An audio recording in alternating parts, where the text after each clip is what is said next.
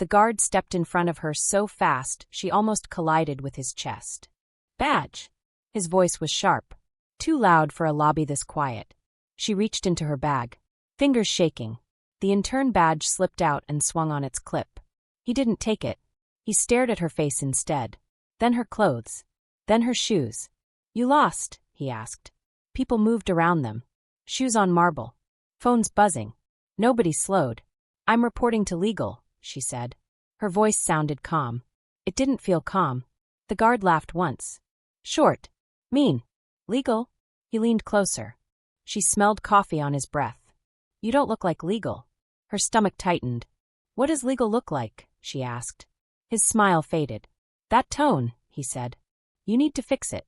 A woman passed them. White badge. Executive level. The guard nodded at her. Warm. Respectful. Then he looked back at the intern.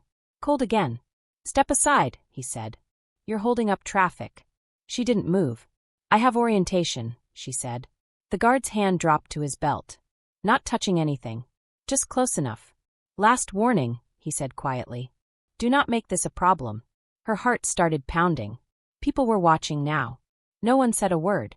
She opened her mouth to respond, and that was when he reached for her arm. The lobby smelled like polish and cold air. Too clean.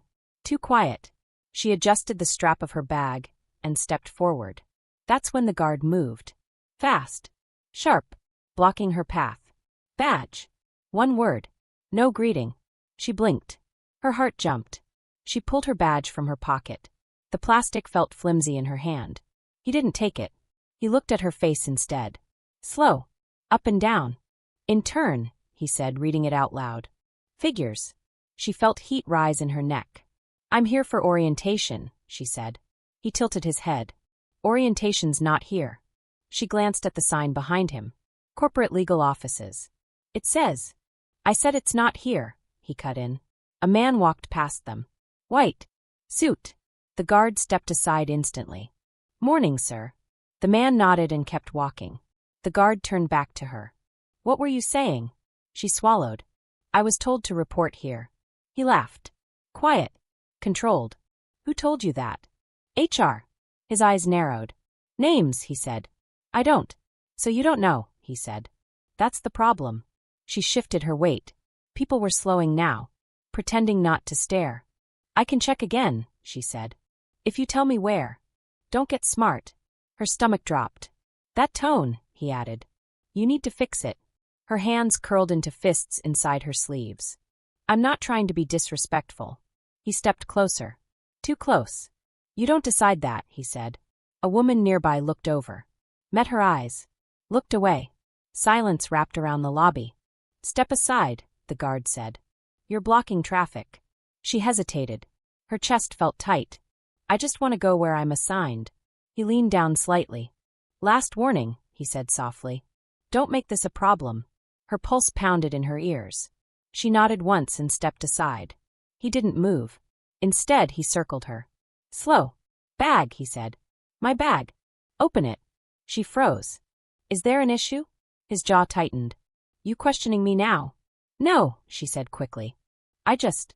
"Open the bag." She unzipped it with shaking fingers. "Laptop.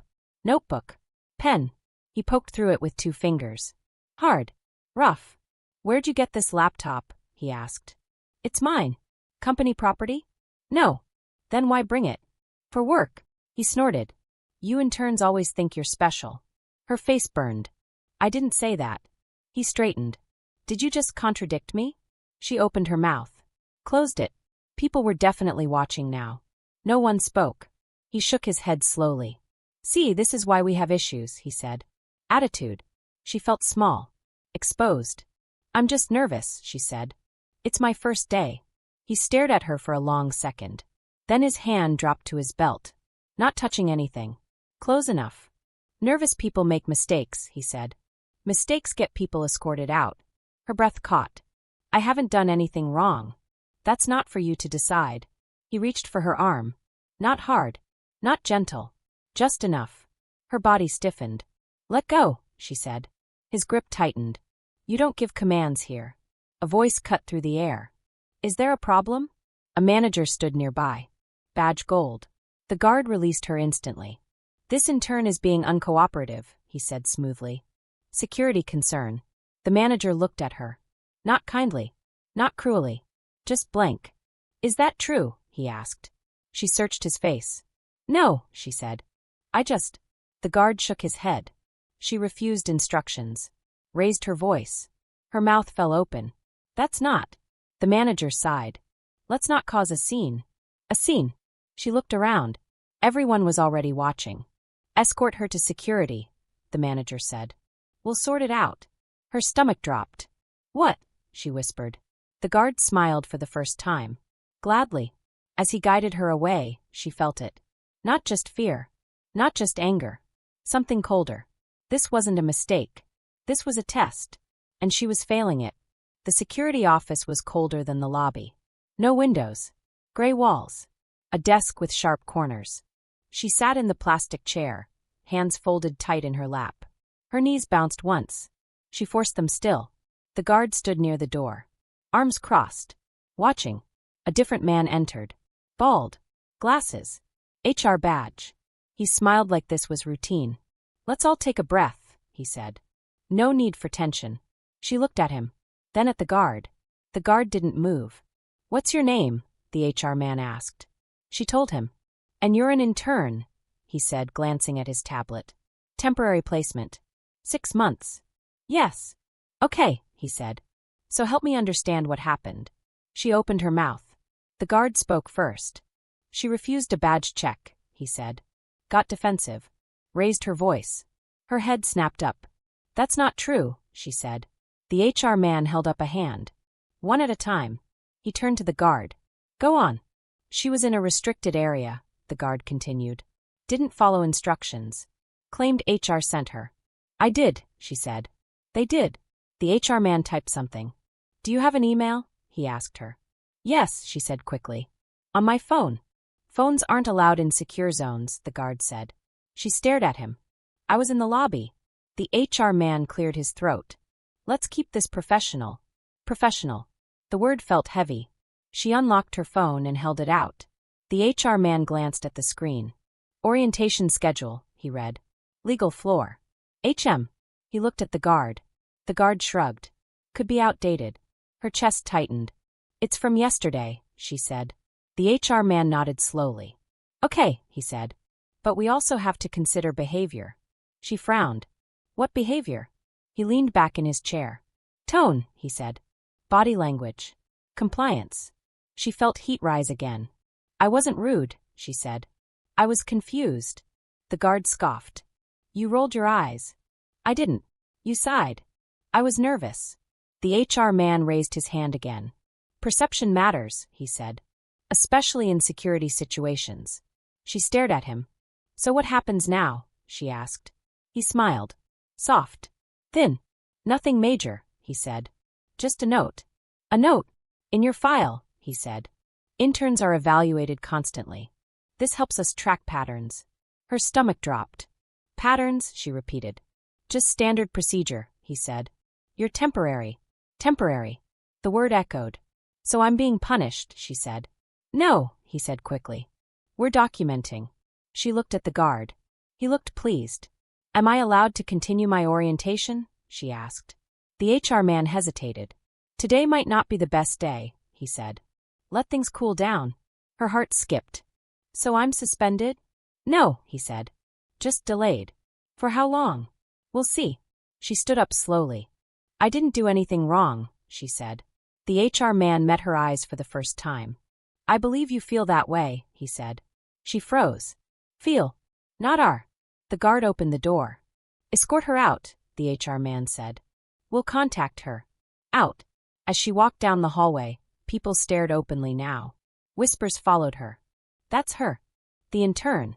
Security issue. Her face burned. At the exit, the guard stopped her. Badge, he said. She unclipped it and handed it over. He examined it. Slow. Then beep. He swiped it on a scanner. Red light. Deactivated, he said. Her breath caught. What? She said. Temporary, he added, handing it back like trash. Remember?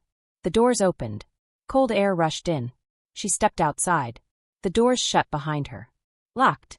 She stood there for a moment, staring at her reflection in the glass. Her hands shook. Not from fear. From rage. Her phone buzzed. An email notification. Subject: Internship status update. She opened it. Due to a reported security incident, your building access has been temporarily suspended pending review. Temporarily suspended. Pending review. She looked back at the building. At the guard inside, laughing with another officer. At the people walking freely past the doors. Her chest hurt. This wasn't about a badge. This wasn't about rules. This was about who they believed. And who they didn't. Her phone buzzed again. Another message. Unknown number. Don't worry. I saw everything. Her fingers froze over the screen. She typed back. Who is this? 3 dots appeared. Then stopped. Silence. She looked up again at the building. Somewhere inside, a story was being written about her. And she wasn't the one holding the pen. They didn't call it a punishment. They called it a reassignment. The email came the next morning. Short. Polite. Cold. You may return to the building under supervision. Temporary duties assigned. No apology. No explanation. She arrived early. Earlier than yesterday. Earlier than anyone. A different guard scanned her badge this time. The light turned green, but his eyes stayed hard. Basement level, he said. Records. The elevator ride felt longer going down. The doors opened to a narrow hallway. Fluorescent lights hummed overhead. No windows. No people. A sign read, Archives, authorized staff only. A woman waited by the door. Late 40s. Tired eyes. I'm Marlene, she said. I supervise records. Her voice was flat. Not unkind. Not warm. This way. The file room was colder than security. Metal shelves lined the walls. Boxes stacked high. Paper dust hung in the air. Marlene handed her gloves. You organize, she said. You don't read. I understand. Marlene studied her face. Do you? She asked. She nodded. Hours passed. Files slid in and out. Labels blurred together. Contracts. Memos. Old complaints. She worked quietly. Carefully. Too carefully. 2 employees walked past the open door. That her? One whispered. Yeah. The intern. The one from yesterday? Security problem. They didn't lower their voices. She kept working. Her chest felt tight, but her hands stayed steady. Mid-morning, Marlene left to take a call. The room went silent. She reached for another box. The label caught her eye. Foundation, Founding Trust, Confidential. Her breath hitched. She froze. She hadn't gone looking for it. It was just there. Her name echoed in her head. Her mother's voice. Old conversations she'd tried to forget. She didn't open the box. Didn't touch the seal. She stepped back. Footsteps sounded in the hallway. She turned. The guard from yesterday stood in the doorway. Same uniform. Same belt. Same smile. Well, look who's back, he said. Her stomach dropped. I'm assigned here, she said quickly. He stepped inside. Slow. Funny, he said. Didn't know interns handled confidential material. I'm organizing, she said. Supervised. He glanced at the shelves. Then at the box. Found something interesting? He asked. No. He walked closer. You sure? Yes. He reached out and tapped the label. Founding Trust, he read. That's above your pay grade. I didn't open it. Didn't say you did, he said. Yet. Her pulse spiked. Marlene knows I'm here, she said. She stepped out, he replied. Just us now. Her mouth went dry. You have a habit, he said. Being where you shouldn't. That's not true. He leaned in. Funny thing about habits, he said. They follow people. She took a step back. You shouldn't be here alone, she said. He smiled wider. I go where I want. Silence stretched. She felt it again. That cold certainty. This wasn't random. He wanted her scared. You know, he said, people like you think paperwork protects them. Her jaw tightened. I'm just doing my job. Temporary job, he corrected. Easy to lose. Footsteps approached. Marlene's voice echoed down the hall. The guard straightened instantly. Enjoy the basement, he said softly. Don't wander. He left. Marlene entered seconds later. Everything okay? She asked. Yes, she said. It was a lie. Marlene nodded and returned to her desk. The rest of the day passed in fragments. Whispers. Stares. Doors closing. Near the end of her shift, her phone buzzed. Unknown number again. He's watching you. Her fingers trembled. Who are you? She typed. A pause. Someone who knows that box matters. Her heart raced. Be careful, the message continued. They don't want you near it. She looked at the shelves. At the sealed box. At the truth sitting inches away. A shadow crossed the doorway. She looked up. The guard stood there again. This time he wasn't smiling. They moved her out of the basement the next morning. No explanation. No warning. An email arrived at 8:07 a.m. Report to the main lobby desk. Visibility assignment. Visibility. Her stomach tightened as she read it. The lobby was louder today. Phones ringing. Shoes echoing. Voices layered on top of each other. She stood behind a small desk near the entrance, sorting visitor badges. A supervisor she didn't know stood nearby, pretending to watch traffic. Pretending. The guard appeared 10 minutes later. Same walk. Same confidence. He stopped in front of her desk. Morning, he said, loud enough for others to hear. She didn't answer. He smiled. What's wrong? He asked. Cat got your tongue? A few people slowed down. She kept her eyes on the badges. I'm working, she said. He leaned his elbows on the desk. You're supposed to greet visitors, he said. Didn't they train you? Yes. Then do it.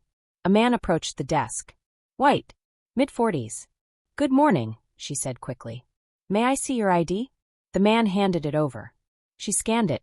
Thank you, she said. The guard laughed. Wow, he said. She can follow instructions. Heat rushed to her face. She handed the badge back to the visitor, who avoided her eyes and walked away. The guard straightened.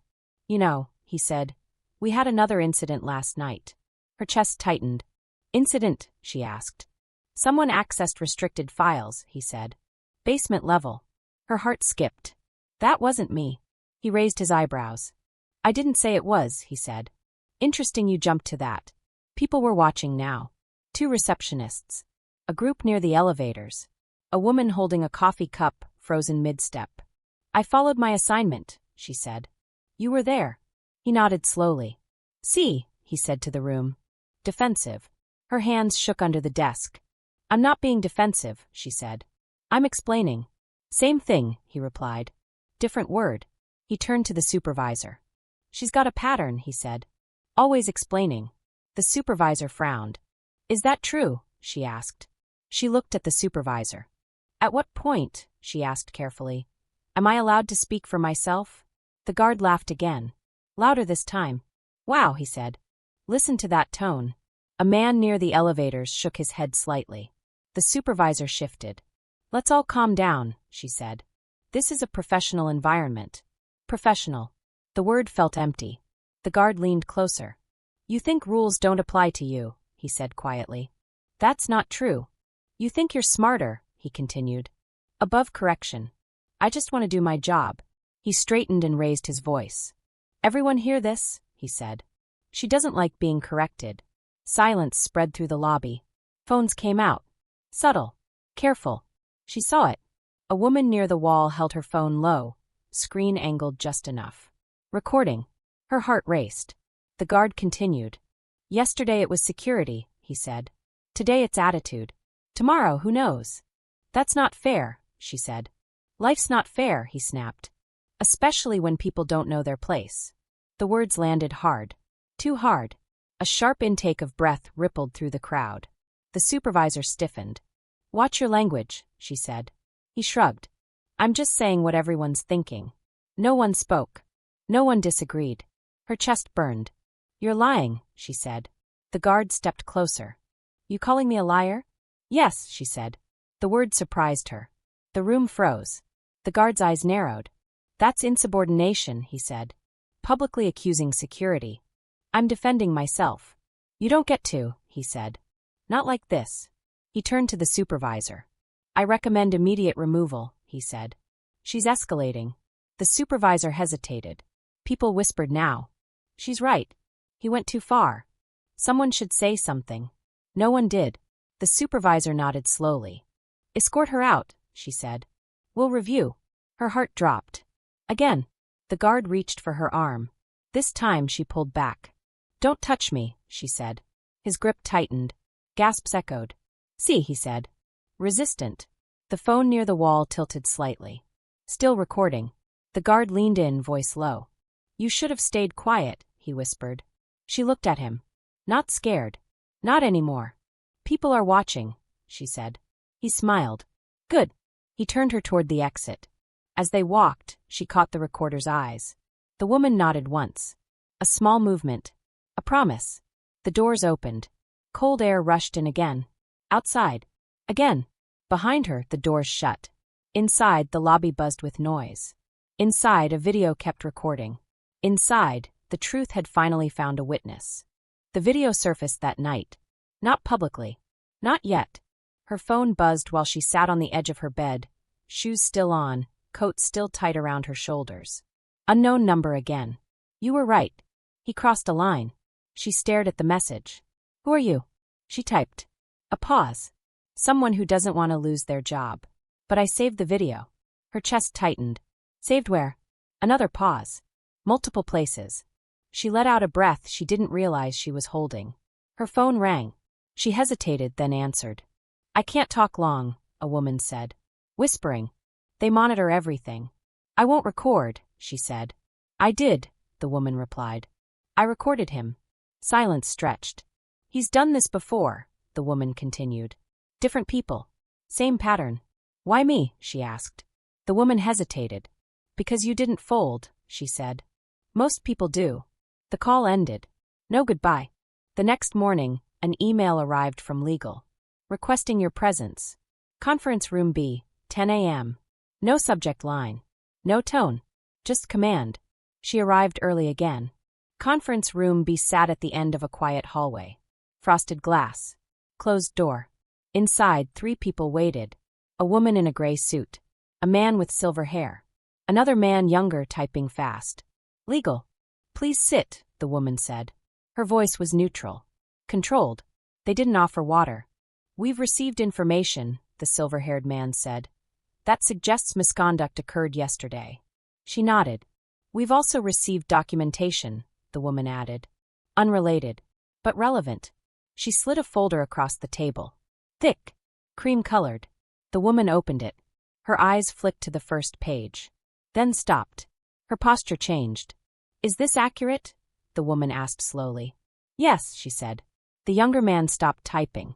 The silver-haired man leaned forward. This document, he said, tapping the page, lists you as a beneficiary. Yes. Primary, the woman said quietly. Yes. Silence fell. The woman closed the folder. Why didn't you disclose this during onboarding? She asked. I wasn't asked, she replied. And I didn't want special treatment. The silver-haired man exhaled. That decision, he said, put you at risk. She met his eyes. So did your system. Another silence. The woman nodded once. We need to verify, she said. But if this is correct. It is, she said. The door opened. The guard stepped in. Confident. Smiling. Someone asked for me, he said. The room went still. The woman stood. This meeting is now closed, she said. Please wait outside. The guard blinked. Excuse me. Now, she repeated. He looked at her. Then at the men. No one backed him. His smile faltered. He stepped out. The door shut. The silver-haired man spoke. You understand, he said. This changes things. She nodded. But it doesn't erase what happened, she added. No, the woman said. It exposes it. A knock. The guard's voice filtered through the glass. I need to know what's going on. The woman ignored him. We have a duty, she said. To the company. And to you. She stood and extended her hand. My name is Clara, she said. I oversee compliance. She shook it. Thank you for coming forward, Clara added. I didn't, she said. You called me. Clara held her gaze. Fair, she said. Outside voices rose. The guard arguing. Security responding. The younger man stood and peeked through the glass. Internal affairs is here, he said. Her pulse quickened. The silver-haired man nodded. Good, he said. So is the paper trail. Clara slid the folder back to her. For now, she said. This stays confidential. She stood. What happens next? She asked. Clara's expression softened. Truth, she said. And consequences. As she walked out, she passed the guard. His face was pale. His eyes met hers. For the first time there was fear there.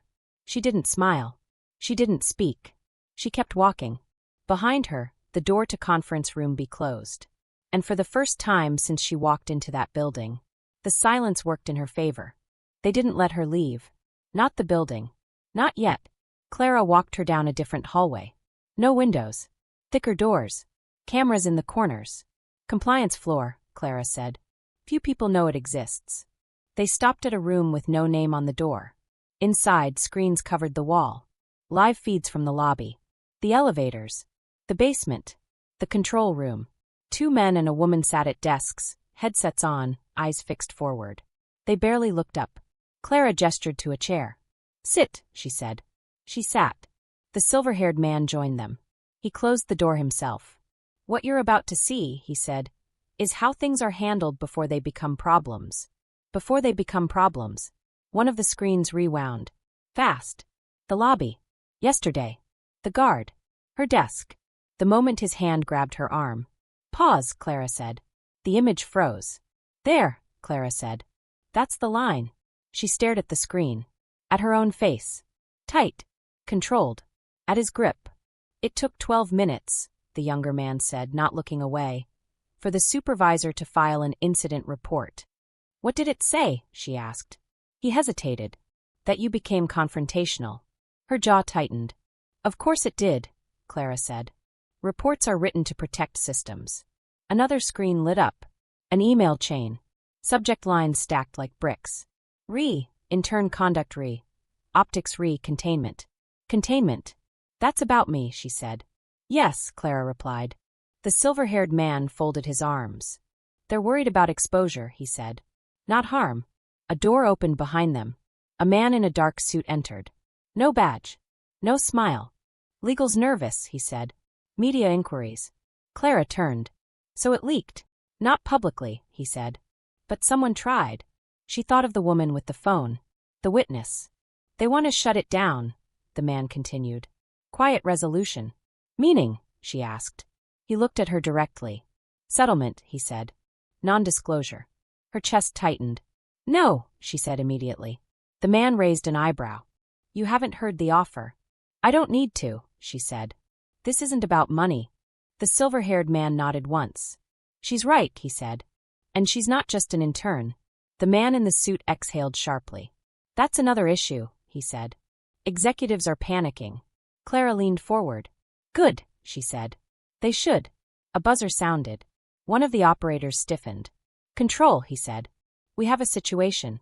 What kind? Clara asked. The operator tapped a screen. The guard stood in the lobby, surrounded by 2 officers. Arguing. No one told me anything, his voice echoed through the speakers. I did my job. Lower your voice, an officer said. I want a statement, the guard snapped. I want to see HR. Clara watched calmly. He knows, she said. He suspects, the silver-haired man corrected. Another screen switched on. An internal server alert. File access attempt, founding trust. Her breath caught. That's restricted, Clara said. Yes, the operator replied. Someone tried to pull it. Who? She asked. The operator hesitated. An executive assistant, he said. On behalf of. Don't say it, the silver-haired man said. Clara closed her eyes briefly. They're erasing, she said. The man in the suit swore under his breath. They can't, he said. That file is mirrored. Is it? She asked. The operator nodded. In 3 locations, he said. 1 external. Her phone buzzed in her pocket. A message. They're trying to delete the trust records. Her fingers tightened around the phone. Too late, she typed back. The operator's eyes widened. What? Clara asked. She's right, he said. Deletion failed. A long breath moved through the room. On the screen, the guard's voice grew louder. This is harassment, he shouted. You can't do this to me. An officer stepped closer. Sir, he said. You're being placed on administrative leave. The guard froze. What? Effective immediately. His face drained of color. That's impossible, he said. I've worked here 10 years. Clara didn't blink. 10 years too long, she said quietly. The silver-haired man turned to her. They're circling, he said. Harder now. She nodded. I know. He studied her face. You're calm, he said. She thought of the lobby, the grip on her arm, the silence. "I'm used to pressure," she said. Another alert chimed. This one louder. "Internal affairs, on site." Clara smiled for the first time. "Good," she said. "Let's bring the lights up." The control room doors opened. More people entered. Clipboards. Badges. Systems talking to systems. She stood. "What do you need from me?" she asked. Clara met her eyes. "Nothing," she said. "For the first time, just watch." On the screen, the guard was escorted away. His shoulders slumped. He looked small. She felt no joy. Only relief. And something else. This wasn't over. Not yet. Because systems don't fall quietly. They fight back. They started calling it a review. Not an investigation. Not a reckoning. A review. The word felt small for what was happening. She sat in a quiet room on the compliance floor, hands folded, back straight. Clara sat beside her. Across the table, 3 people she had never seen before. Internal affairs. One man cleared his throat. "We're going to ask some questions," he said. "Answer honestly." She nodded. "When did you first interact with the officer?" She answered. "What words did he use?" She repeated them. "Exactly. No exaggeration. How did his tone make you feel?" She paused. "Unsafe," she said. The word hung in the air. The man wrote it down. They asked about the lobby. About the basement. About the desk.